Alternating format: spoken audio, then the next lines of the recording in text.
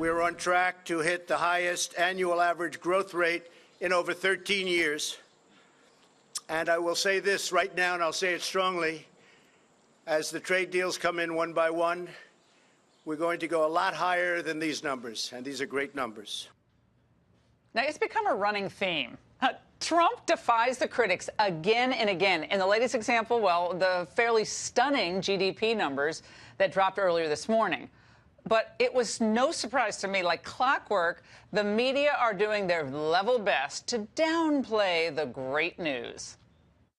1 quarter of growth does not a transformed economy make. As we all know, the numbers bounce around a lot from quarter to quarter. It's good to see, but will it last? Yeah, exactly. President Trump is going to take a lot of credit for these good numbers. Don't believe him. It's a lot of people who bought things because they're worried about his tariffs, and a lot of false growth from tax cuts juicing the economy. I actually heard people saying it was all Obama's economy. They sound, all of them, really excited about this chance for more American success, don't they? Well, here to react is the chairman of the White House Council of Economic Advisors, Kevin Hassett. Kevin, thanks for joining us tonight. It's great to be here. Thank you. I know you're not surprised. I knew this would happen. This number comes out after, and we're going to play some of the great predictions from last year. And these media types do everything in their power to downplay it or give credit to President Obama. It's stunning, frankly. Right. I mean, after President Trump, it's Laura Ingram's economy, really, right? Because he pursued the policies that you've been advocating for years and years. How long have we known each other? 20 years? Something like that, right? 20 plus. And the fact is that we've said if we cut corporate taxes, then the jobs will come home. We've said that if we pursue energy dominance, then there'll be lots of exploration and drilling. And we said if we pursued better trade deals by showing that we're tough, that we'd reduce the trade deficit. And so if you look at the numbers that just came out, we've got a capital spending boom, structures investment skyrocketed because of all the drilling, and the trade deficit went down and contributed to higher GDP growth. And so everything about the Trump agenda is working. And of course, that's going to drive the critics crazy. And I'd like to add one last thing. I promised not to filibuster, that there can be a sugar high in economics. And so do you remember Cash for Clunkers, which was their brilliant idea for Stimuli? Okay. Oh, yeah. So they bought a bunch of clunkers, and then the people had to go out and buy a new car. And so then GDP growth went up a lot in that quarter. But then after that, they had a new car, and it went back down, right? And so that was a sugar high. What we see is capital spending. And capital spending increases supply. And so all of those factories that are being built this quarter are going to produce output in the next quarter. And that output is going to sustain the growth. And that's what the president talked about. Well, some of the doubters, Kevin, are saying, well, a lot of this has been juiced by other countries buying our soybeans in anticipation of the tariffs that are now not going to happen, at least as far as Europe goes. So they were stockpiling the soybeans. There was a huge increase in U.S. exports of soybeans just because they were stockpiling. And so that, in other words, they say in the months coming, these countries won't need to buy as many soybeans. That's going to put downward pressure on our GDP. Thus, the 4.1% very high level of today is not sustainable going forward. The president said, look for higher numbers today.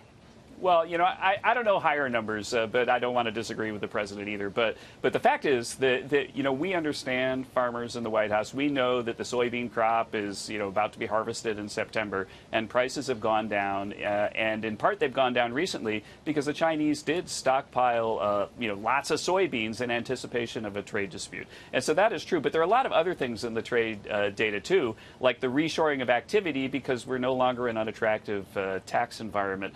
But the biggest news, though, the biggest news in today's GDP report, which I think is going to frustrate the Democrats, is this old thing called inventories, right? And so if everybody's decided they're optimistic about the country and they're going to go out and buy stuff, then the firms will ratchet up their production. But if consumption is really, really high, then they're going to have to run down their inventories because they're selling stuff off the shelves, right? Because their production can't adjust so fast. And so inventory adjustments subtracted 1% from GDP growth this quarter. So really, we've turned into like Fox Business somehow tonight. But I apologize, but the point is that 1% we're going to get back. We're going to get the 1% back because they have to rebuild it. Like the shelves are empty, so they got to build stuff for the shelves. I get it. I got to remind everyone for some fun things here. This is what Paul Krugman said This was right after the 2016 election. He said, we're very probably looking at a global recession with no end in sight. I suppose we could get lucky somehow, but on economics, as on everything else, a terrible thing has just happened. May of 2017, LA Times. If Trump thinks he can get more than 3% economic growth, he is dreaming. And those are just, you know, the ones we found in like 5 seconds in our search today.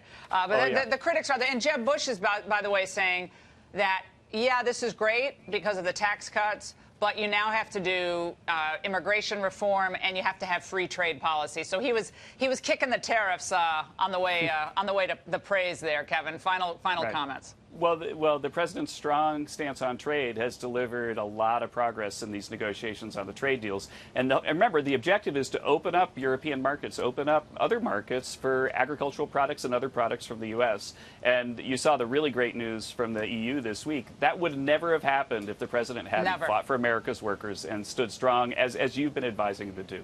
Never, never, never. Kevin, thanks so much for joining us. Thanks for having me. Really appreciate it.